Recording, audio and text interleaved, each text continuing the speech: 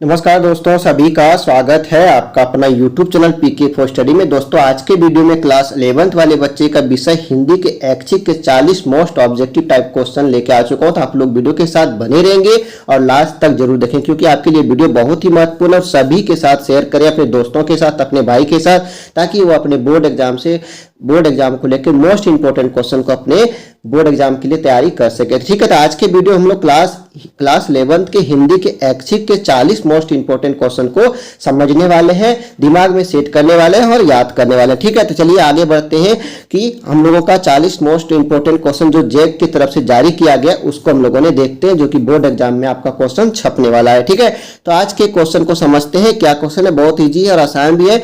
आप लोगों को, अगर आप लोगों ने वीडियो अच्छे से देखेंगे, ध्यान से समझेंगे, तो आपको 40 क्वेश्चन 10 से 12 मिनट में आपको याद कराने वाला हूं, क्योंकि आपके इस क्वेश्चन के साथ आपके आंसर को भी हम रिपीट करेंगे, ताकि आपके माइंड में पूरा अच्छी तरीके से सेट हो जाए, आपको रटना नहीं पड़े। ठीक है, चलिए आगे बढ़ते हैं। हम लोग क्वेश्चन को पढ़ते हैं कि क्या क्वेश्चन है और इसकी कहानी को समझ के यहाँ पे इसका आंसर करते हैं। ठीक है, तो यहाँ पे देखिए क्या दिया है कि निम्नलिखित गद्यांश को पढ़कर प्रश्न संख्या 1 से 4 के लिए सही विकल्प का चयन कीजिए। ठीक है, इस गद्यांश को पढ़ने के बाद 1 से 4 नंबर तक का हम लोगों का क्वेश्चन मिलने वाला है, जो कि इसको पढ़ते हैं हम लोग। आइए यहाँ पे समझिएगा कि संस्कृति की शाश्वत धारा का निर्माण वाल्मीकि, व्यास, नानक, कबीर, सूर, तुलसी, निराला, रविंद्र भारती, कुरुप्पू जैसे महाकवियों एवं मनीषी चिंतकों, आध्यात्मिक पुरुषों से होता है। समझ में आ गया। संस्कृति की शाश्वत धारा जो है किससे निर्माण होता है? वाल्मीकि, व्यास, नानक, कबीर, सूर, तुलसी, निराला, रविंद्र भारती, कुरुप्पू जैसे महाकवियों एवं मनीषी चिंतकों से, आध्यात्मिक पुरुषों से होता है। यह सतत्व गुणी भावधारा है।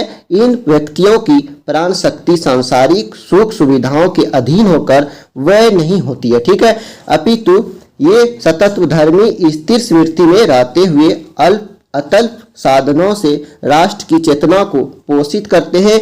इनके संकल्प और सृजन से लोक में उच्चतम जीवन आदर्शों की स्थापना होती है और इन पर बाह्य जगत का शासन नहीं चल सकता। किसी राजनीतिक या आर्थिक व्यवस्था को इनकी अनुरूपता स्वीकार करनी पड़ती है। सर्वोच्च राजनीतिक और आर्थिक अवस्थाएं जब शाश्वतता का अनुपालन करती है तभी सार्थक हो पाती है। समझ में आ गया। तो चलिए इसके क्वेश्चन को पढ़ते हैं, उसके बाद आंसर को इसका करते हैं। ठीक है, यहाँ पे देखिए पहला क्वेश्चन जो है, संस्कृति की शाश्वत धारा का निर्माण में कौन सहायक होते? तो अभी हम लोगों ने पढ़े महाकवि एवं मनीषी चिंतक। तो option number 3 is right answer होगा क्वेश्चन नंबर 1 का। ठीक है, समझ में आ गया ना। चलिए आगे बढ़ते क्वेश्चन नंबर 2 पे आते हैं कि लोक में उच्चतम जीवन आदर्शों की स्थापना, लोक में उच्चतम जीवन आदर्श की स्थापना कौन करते हैं? सतत धर्मी, राजधर्मी, तमोधर्मी या फिर अधर्मी? तो इसका आंसर हो जाएगा सतत्व धर्मी, जो कि अभी हम लोगों ने इसके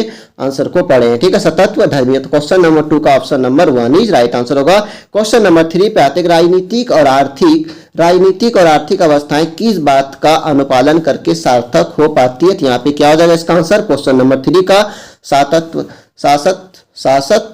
शाश्वतता। ठीक है, तो ऑप्शन नंबर 2 ही राइट आंसर हो जाएगा। चलिए आगे बढ़ते हैं क्वेश्चन नंबर 4 पे आते हैं कि वह का विलोम शब्द कौन सा है? तो वह का विलोम शब्द जो होता है क्वेश्चन नंबर 4 का जो आंसर होगा आय हो जाएगा, यानी कि option number 4 is right answer होगा। ठीक है, आगे बढ़ते हैं। यहाँ पे देखिए निम्नलिखित पद्यांश को ध्यानपूर्वक पढ़कर प्रश्न संख्या 5 से 8 के लिए सही विकल्प का चयन कीजिए। यानी इस पद्यांश को जब पढ़ेंगे तो 5 से 8 तक हमारा आंसर मिलने वाला है। तो यहाँ पे देखिए, छिप छिप अश्रु बहाने वालों, मोती व्यर्थ बहाने वालों, कुछ सपनों के मर जाने से जीवन नहीं मरा करता है। मतलब कहने का है कि छिप छिप के जो आंसू बहाते हैं यानी मोती को अपने व्यर्थ में बहा देते हैं, उसका कोई मतलब नहीं होता। तो कुछ सपने के मर जाने से, कुछ सपने के टूट जाने से जीवन नहीं मरा करता है। समझ में आ गया। सपना क्या है? नयन सेज पर। सपना क्या है? नयन सेज पर सोया हुआ आंख का पानी है और टूटना है उसका ज्यों जागो कच्ची नींद जवानी है। समझ में आ गया, कितना अच्छा पोएम दिया है। उसके बाद है, गीली उम्र बनाने वालों, डूबे बिना नहाने वालों। गीली उम्र बनाने वालों, डूबे बिना नहाने वालों, कुछ पानी के बह जाने से सावन नहीं मरा करता है। समझ में आ गया? कितना अच्छा पोएम है और कितना अच्छा लाइन है जो कि जीवन से रिलेटेड है। ठीक है, तो यहाँ पे देखिए इस क्वेश्चन के आंसर को समझते हैं। कुछ सपनों के मर जाने से जीवन नहीं मरा करता है, पंक्ति से क्या समझते हैं, यानी क्या तात्पर्य है। तो इसका जो आंसर है क्वेश्चन नंबर 5 का, देखिए ऑप्शन नंबर 1 है कुछ सपने टूट जाते हैं, कुछ स्वजनों के मर जाने से सपने मर जाते हैं, कुछ आशाएं पूरी ना हो पाती ना भी हो तो भी जीवन नष्ट नहीं होता। तो इसका जो आंसर होगा क्वेश्चन नंबर 5 का ऑप्शन नंबर 3 राइट आंसर होगा। ठीक है, कि कुछ आशाएं पूरी ना भी हो तो जीवन नष्ट नहीं होता। तो इसका आंसर 3 ऑप्शन 3 सही आंसर हो जाएगा। ठीक है, आगे बढ़ते क्वेश्चन नंबर 6 पे आते हैं कि आंसू की उपमा कवि ने किससे दी है। तो आंसू की उपमा जो दी है कवि ने वो किससे दिया है। तो इसका जो आंसर हो जाएगा सपनों से। तो option number 3 is right answer होगा। किससे दिया है? सपनों से। ठीक है, आगे बढ़ते हैं क्वेश्चन नंबर 7 पे आते हैं कि प्रस्तुत काव्यांश के माध्यम से कवि ने क्या प्रेरणा दी है। तो इसका जो आंसर हो जाएगा क्वेश्चन नंबर 7 का निराशा त्याग कर कर्मशील बनने की, यानी कि प्रॉब्लम जो भी जीवन में आता है उससे निराश नहीं होकर उसके काम के आगे बढ़ाना है, कर्मशील बनना है, अपने कर्म को करते रहना है। ठीक है, तो यहाँ पे हो जाएगा option number 3 is right answer होगा। क्वेश्चन नंबर 8 पे आते हैं कि छिप छिप अश्रु बहाने वालों, मोती व्यर्थ बहाने वालों, पंक्ति में कौन सा अलंकार है। तो इसका जो आंसर है क्वेश्चन नंबर 8 का यहाँ पे हो जाएगा पुनरुक्ति प्रकाश, यानी option number 4 is right answer हो जाएगा। ठीक है, तो चलिए आगे बढ़ते हैं क्वेश्चन नंबर 9 की तरफ आते हैं। तो उसके पहले यहाँ पे दिया है कि खंड रचनात्मक लेखन में अभिव्यक्ति और माध्यम। ठीक है, तो यहाँ पे जन संचार माध्यमों का प्रमुख कार्य क्या है। तो इसका आंसर जो है क्वेश्चन नंबर 9 का कि यहाँ पे जगह सूचना देना, शिक्षित करना, रोजगार संबंधी जानकारी देना, सभी आने में से सभी हो जाएगा। ठीक है, तो ऑप्शन नंबर 4 ही राइट आंसर होगा। क्वेश्चन नंबर 10 पे आते हैं पत्रकारिता के विकास में कौन सा मूल भाव पत्रकारिता के विकास में कौन सा मूल भाव सक्रिय रहता है। इसका जो आंसर है क्वेश्चन नंबर 10 का जिज्ञासा। तो option number 2 is right answer होगा।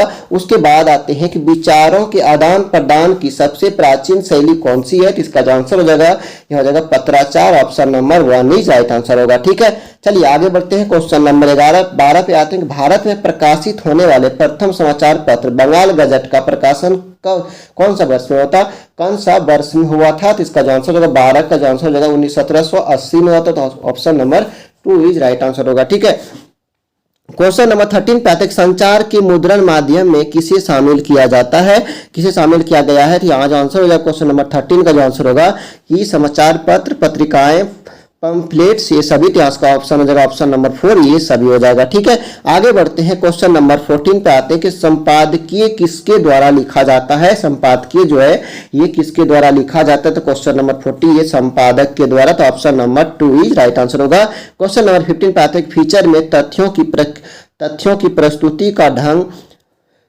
का ढंग होता है। तो इसका जो आंसर होगा क्वेश्चन नंबर 15 का जो आंसर होगा ना आपका ये हो जाएगा मनोरंजक, यानी कि option number 3 is right answer होगा। ठीक है, उसके बाद आते हैं क्वेश्चन नंबर 16 पे आते हैं औपचारिक पत्र में किन पत्रों को शामिल किया जाता है। तो औपचारिक पत्र में किन पत्रों को शामिल किया जाता है। तो क्वेश्चन नंबर 16 का जो आंसर हो जाएगा देखिए यहाँ पे संपादकीय का नाम, शिकायती पत्र, व्यवसायिक पत्र या फिर इनमें से सभी। तो option number 4 is right answer होगा, इनमें से सभी। ठीक है, चलिए आगे बढ़ते हैं क्वेश्चन नंबर 17 पे आते हैं रिमाइंडर को हिंदी में क्या कहते हैं। रिमाइंडर को हिंदी में क्या कहते हैं, ये अनुस्मारक कहते हैं। Option number 3 is right answer होगा।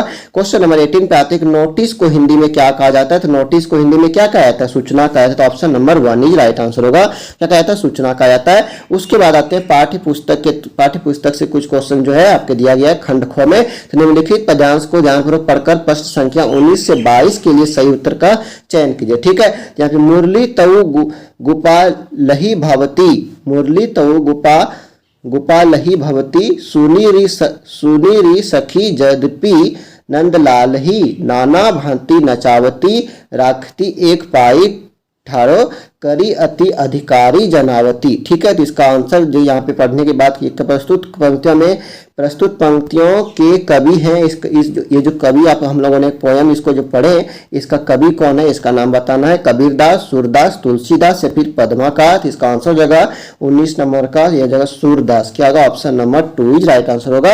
आगे बढ़ते हैं क्वेश्चन नंबर 20 पे आते हैं प्रस्तुत काव्यांश की भाषा क्या है। यहाँ पे क्या भाषा, किस भाषा में हम लोगों ने पढ़े अभी, यह जगह ब्रज वज्र भाषा में। Option number 2 is right answer होगा, ब्रज भाषा में हम लोगों ने इस पोयम को पढ़े अभी। ठीक है, आगे बढ़ते हैं किसे एक पांव पर खड़ा करके रखा जाता है? नंद को, गोपाल को, गोपी को, राधा को। तो 21 का जो आंसर हो जाएगा गोपाल को, तो ऑप्शन नंबर 2 राइट आंसर होगा गोपाल को। ठीक है, उसके बाद है 22 नंबर, नंद लाला को कौन नचाता है? गोपाल, सखी, मुरली, गोपी। तो इसका आंसर क्वेश्चन नंबर 22 का जो आंसर होगा ये हो जाएगा Murali, option number 3 is right answer होगा, क्योंकि जब कृष्ण का मुरली बजता है तभी कौन नाचने लगता, नंदलाला को कौन नचाता है? मुरली नचाता है। ठीक है, तो आगे बढ़ते हैं क्वेश्चन नंबर 23 पे आते हैं कि बोरत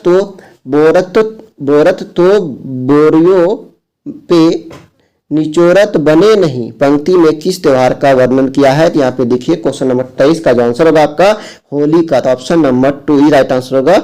चलिए आगे बढ़ते हैं 24 पे आते हैं, झहरी झहरी झिनी बूंद है प्रति मानो, झरी झरी झिनी बूंद है प्रति मानो में झहरी झहरी में कौन सा अलंकार है? इसका जो आंसर होगा आपका ये हो जाएगा रूपक अलंकार, यानी कि ऑप्शन नंबर 4 ही राइट आंसर होगा रूपक अलंकार। ठीक है, उसके बाद 25 नंबर क्वेश्चन पे आते हैं कि प्रकृति का सुकुमार कवि किसे कहा जाता है?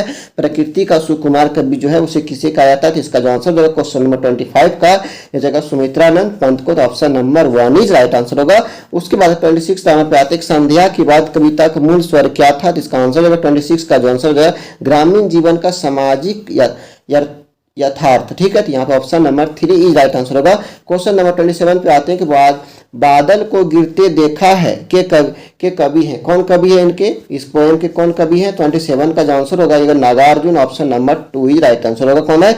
नागार्जुन है। ठीक है, उसके बाद नेक्स्ट पॉइंट पे आते हैं निम्नलिखित गद्यांश को ध्यानपूर्वक पढ़कर प्रश्न संख्या 28 से 31 के लिए सही विकल्प का चयन कीजिए। ठीक है, यहाँ पे देखिए 28 से 31 तक क्वेश्चन जब मिलेगा, जब हम लोग इसको पढ़ के समझ जाएंगे तो। ठीक है, देखिए यहाँ पे लिखा है सारा घर मक्खियों से भिन भिना रहा था, आंगन की अलगनी पर कई पैबंद लगी एक गंदी साड़ी टंगी थी, दोनों बड़े लड़कों का वहां कहीं पता न था, बाहर कोठरी में मुंशी जी आधे मुंह होकर ऐसी निश्चितता से सो रहे थे मानो 1.5 महीना पूर्व मकान किराया नियंत्रण विभाग की क्लर्की से उनकी छटनी ना हुई हो, या फिर मानो उन्हें शाम को किसी काम की तलाश में कहीं जाना ना हो।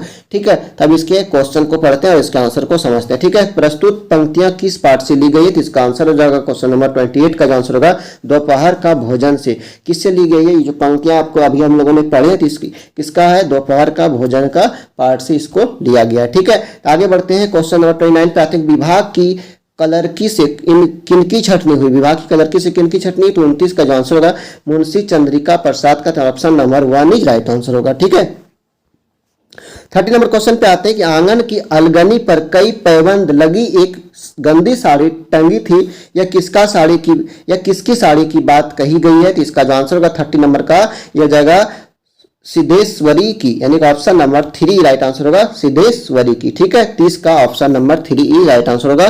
चलिए आगे बढ़ते हैं क्वेश्चन नंबर 31 पे आते हैं कि प्रस्तुत पंक्तियों के लेखक कौन है? इस पंक्तियों के जो लेखक है वो कौन है, इसको बताना है। 31 का जो आंसर होगा अमरकांत, यानी कि ऑप्शन नंबर 2 राइट आंसर होगा। कौन है? अमरकांत। ठीक है, टॉर्च बेचने वाला वायदे के मुताबिक कितने साल बाद उस जगह पहुंचा जहां उसे दोस्त से मिलना था? तो इसका आंसर होगा 32 का आंसर हो जाएगा 5 साल बाद, यानी कि ऑप्शन नंबर 4 ही राइट आंसर होगा। उसके बाद है 33 नंबर गूंगे को किसने पाला था? गूंगे को किसने पाला था? तो यहाँ पे 33 का जो आंसर होगा आपका ऑप्शन नंबर 4, यहाँ पे बुआ और फुआ ने पाला था। ठीक है, तो ऑप्शन नंबर 4 ही राइट आंसर होगा। किसने पाला था? बुआ और फुआ ने।